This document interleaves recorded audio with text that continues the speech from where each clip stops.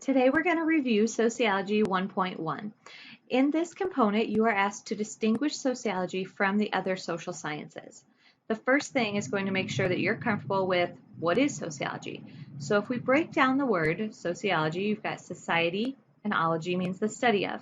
So you want to know, how does the study of society, so human behavior using the scientific method, how is it similar and how is it different to these other social sciences, history, economics, psychology, some of the other classes that you may be interested in or that you've already taken.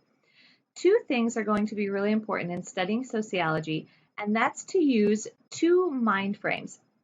The first is called a sociological perspective.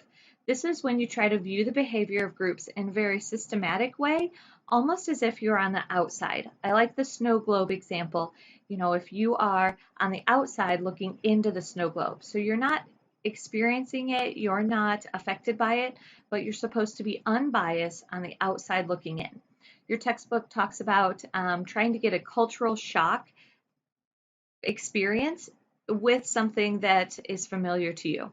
So the same as if you were picked up and put into Guatemala or China or South Sudan, you wouldn't understand the culture, or you wouldn't understand how the people there, what are their normal experiences. You want to make sure you bring that same mindset to everything that you're studying. The other thing that's going to be important is to use what's called a sociological imagination, which is where you try to see the connection between the larger world and your personal life. So it is looking a little bit more at the individual, but how is that individual impacted by society, by their race, by their gender, by their religion? C. Wright Mills talked about it in terms of where did biography meet history.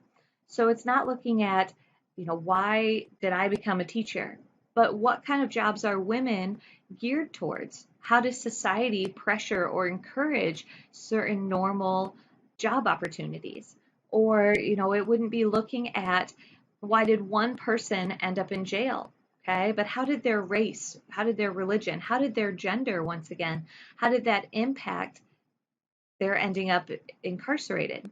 So 1.1 asks you to make sure that you're comfortable with sociology, its definition. How is it similar and different to the other social sciences?